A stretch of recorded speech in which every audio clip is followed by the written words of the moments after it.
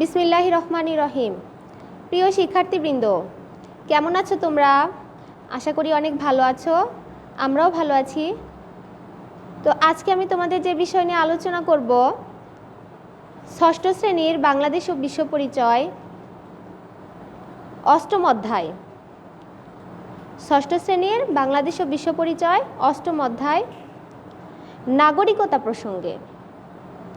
প্রিয় শিক্ষার্থীবৃন্দ, আমরা জানি যে প্রাচীনকালে পৃথিবীতে কোনো রাষ্ট্রের অস্তিত্ব ছিল না, কোনো নাগরিকত্বের ধারণা ছিল না, কোনো সমাজ ব্যবস্থা ছিল না। ধীরে ধীরে মানুষের মধ্যে চিন্তা চেতনার পরিবর্তন ঘটে যায়। ধীরে ধীরে মানুষ সমাজবদ্ধভাবে বসবাস শুরু করে। তাদের মধ্যে শহর বা নগরের চিন্তা ধারণা রূপ লাভ করে। তারা প্রাচীনকালে 5 থেকে 6 হাজার বছর পূর্বে নদী এবং সাগরের তীরবর্তী কিছু শহর বা নগর গড়ে তোলে। এই নগরগুলোকে কেন্দ্র করেই নগর রাষ্ট্র গড়ে ওঠে।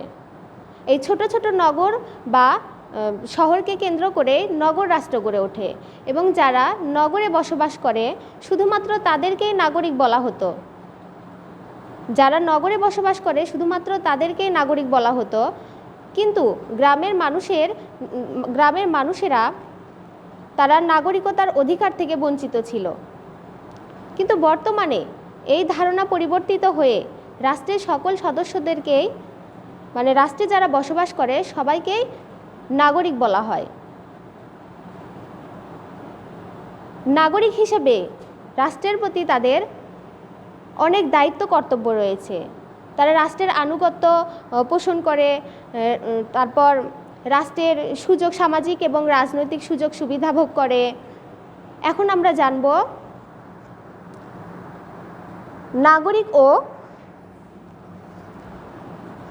নাগরিক ও বিদেশি প্রসঙ্গে। আমরা জানি যে নাগরিক হচ্ছে রাষ্ট্রের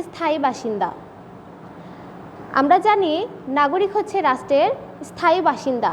যারা নগরে বসবাস করে তাদেরকে নাগরিক বলা হয়। এটা প্রাচীনকালের কথা। কিন্তু বর্তমানে যারা রাষ্ট্রে বসবাস করে তাদের সবাইকে, রাষ্ট্রের সকল সদস্যকেই নাগরিক বলা হয়। কিন্তু কোনো ব্যক্তি যদি এক রাষ্ট্র থেকে অন্য রাষ্ট্রে যায় কোনো ব্যবসা বা চাকরির ক্ষেত্রে কিংবা পড়াশোনা করার ক্ষেত্রে, তখন তাকে সেই দেশের নাগরিক বলা যায় না। সে সেখানে একজন বিদেশির ভূমিকা পালন করে। সে শুধু সেই রাষ্ট্রের সামাজিক অধিকার ভোগ করে, কিন্তু কোনো রাষ্ট্রীয় অধিকার ভোগ করে না কিংবা সেই রাষ্ট্রের প্রতি সে আনুগত্য পোষণ করে না।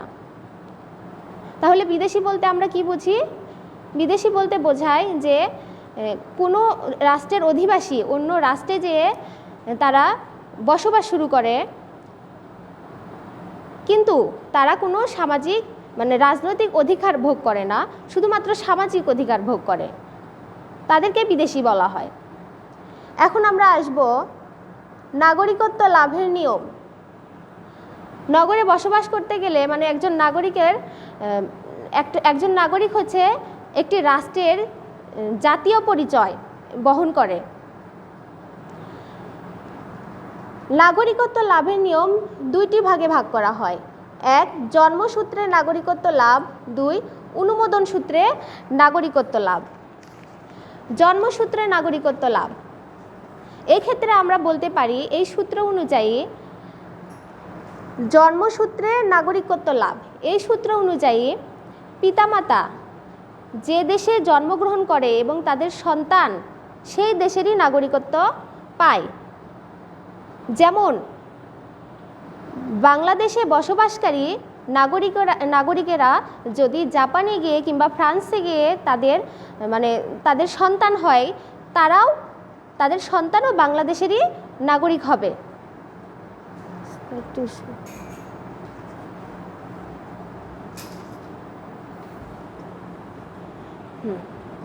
তাহলে জন্মসূত্রের নাগরিকতা বলতে মা বাবা যে রাষ্ট্রের নাগরিক, সন্তানও সেই রাষ্ট্রেরই নাগরিকত্ব লাভ করবে। আবারও বলছি, জন্মসূত্রের নাগরিকত্ব বলতে মা বাবা যে রাষ্ট্রের নাগরিক সন্তানও সেই রাষ্ট্রেরই নাগরিক হবে। মা বাবা যদি বাংলাদেশের নাগরিক হয়, তার সন্তান বাংলাদেশেরও নাগরিক হবে, সে যেখানেই জন্মগ্রহণ করুক না কেন। এবং পৃথিবীতে এই নিয়মটাই বেশিরভাগ ক্ষেত্রে চালু রয়েছে। প্রত্যেকটা পৃথিবীতে বেশিরভাগ দেশেই এই জন্মসূত্রে নাগরিকত্ব লাভ নিয়মই চালু রয়েছে। এরপরে আসি অনুমোদন সূত্রে নাগরিকত্ব লাভ। এই নীতি অনুযায়ী মা বাবা যে দেশেই থাকুক না কেন, সন্তান যদি ওই রাষ্ট্রে জন্মগ্রহণ করে তাহলে সে ওই রাষ্ট্রের নাগরিক হবে। যেমন মার্কিন যুক্তরাষ্ট্র, বাংলাদেশের নাগরিক যদি মার্কিন যুক্তরাষ্ট্রের তাদের সন্তান জন্ম দেয় তাহলে সন্তান সেই সূত্র অনুযায়ী, অনুমোদন সূত্র অনুযায়ী সন্তান মার্কিন যুক্তরাষ্ট্রেরই নাগরিক হবে। তো এখন আমরা আসব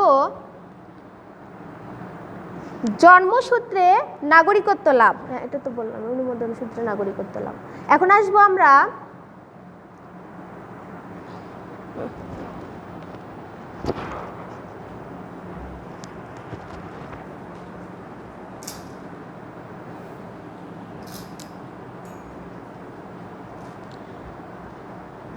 আসব অনুমোদন সূত্রে নাগরিকত্ব লাভ। এই সূত্র অনুযায়ী একজন নাগরিক অন্য দেশে বা রাষ্ট্রে যদি নাগরিকত্ব লাভ করতে চায়, বিভিন্ন ক্ষেত্রে তার নাগরিকত্ব লাভ করার প্রয়োজন হতে পারে, যেমন চাকরির ক্ষেত্রে, শিক্ষা ক্ষেত্রে, ব্যবসার ক্ষেত্রে। তো এই ক্ষেত্রে যদি সে নাগরিকত্ব লাভ করতে চায় তাহলে সেই দেশ কর্তৃক তাকে স্বীকৃতি দিতে হবে। এর কতগুলো শর্ত রয়েছে রাষ্ট্র কর্তৃক, সেই শর্তগুলো তাকে মেনে চলতে হবে। যেমন ওই রাষ্ট্রের কোনো না কোনো নাগরিককে বিবাহ করতে হবে, ওই রাষ্ট্রের সম্পত্তি ক্রয় করতে হবে, অথবা ওই দেশের চাকুরি করতে হবে, কিংবা ওই দেশের ভাষা জানতে হবে, তারপর ওই রাষ্ট্রের সেনাবাহিনীতে চাকুরি গ্রহণ করতে হবে, উন্নত চরিত্রের অধিকারী হতে হবে। এখন আমরা আসব দ্বিনাগরিকত্ব। দ্বিনাগরিকত্ব বলতে বোঝায় দুই দেশেরই নাগরিকত্ব অর্জন করা।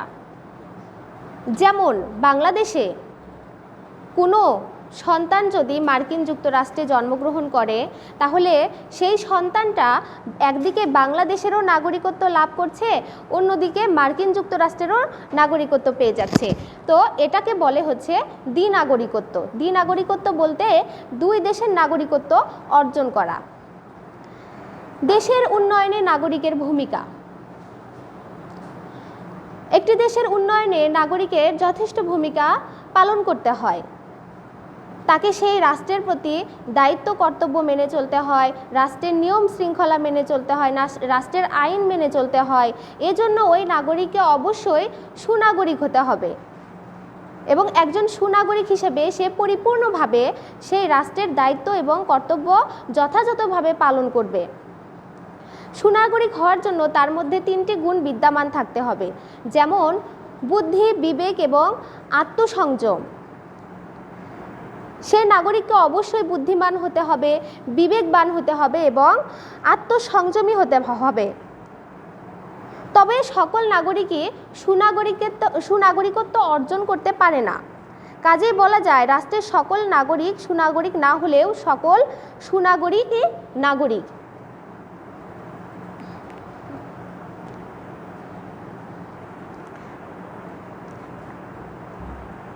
বাংলাদেশের নাগরিক হিসেবে আমরা রাষ্ট্রের কাছ থেকে নানা অধিকার ভোগ করি।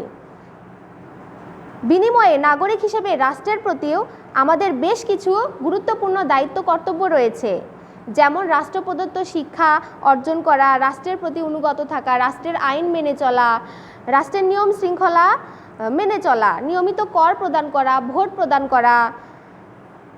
তো যাই হোক, দেশের উন্নয়নের জন্য আমাদের এসব দায়িত্ব এবং কর্তব্য পালন করতে হবে। প্রিয় শিক্ষার্থীবৃন্দ, আজকের মতো এ পর্যন্তই। আগামীতে আবার দেখা হবে। সবাই ভালো থেকো, সুস্থ থেকো।